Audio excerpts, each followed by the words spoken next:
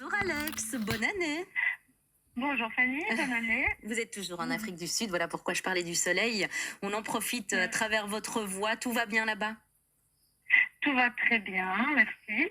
Et vous êtes évidemment l'initiatrice de cette association qui s'appelle Army of Nature, qui mène diverses actions de sensibilisation en faveur de l'environnement. C'est pour ça que vous êtes là aujourd'hui aussi. Et vous venez notamment nous parler de braconnage aujourd'hui.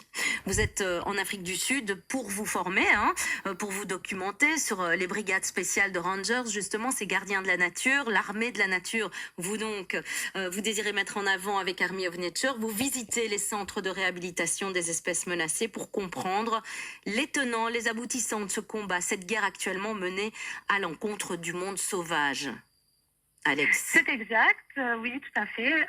Ce sont plusieurs milliers d'espèces sauvages en voie de disparition qui sont menacées d'un braconnage meurtrier, un fléau répandu dans cette zone pour nourrir le trafic des marchés noirs. Que ce soit pour leur corps, leur défense ou même leur viande, les animaux sont traqués et massacrés illégalement et cela représente des milliards de dollars de profit.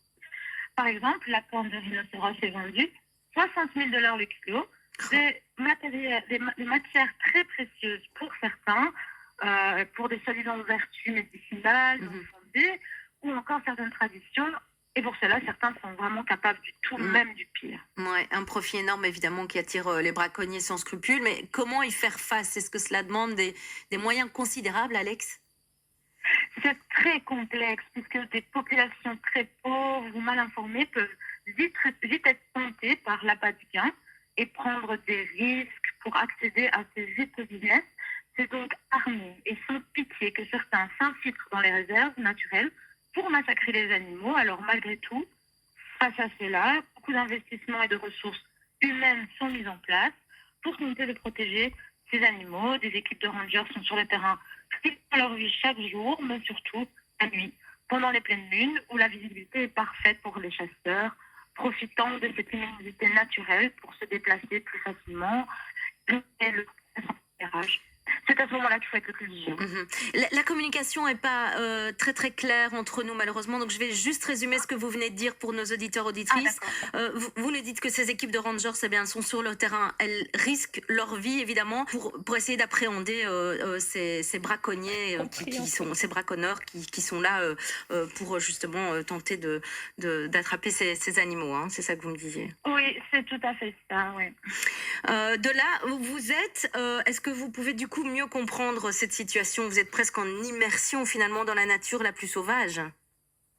En effet, ces moments passés dans le bouge, dans ces étendues sauvages, sans interférence humaine, à perte de vue, permettent de mieux comprendre et de ressentir les choses en profondeur, la beauté de la nature, mais surtout la situation, comprendre les moyens mis en jeu pour protéger et aussi l'urgence à laquelle on fait face. Ouais, l'urgence, c'est vrai, c'est une noble cause et fondamentale, on est tous d'accord. On peut retrouver vos actions, vos missions sur votre page Facebook, votre site internet également, Army of Nature, où nous pouvons suivre tout votre périple.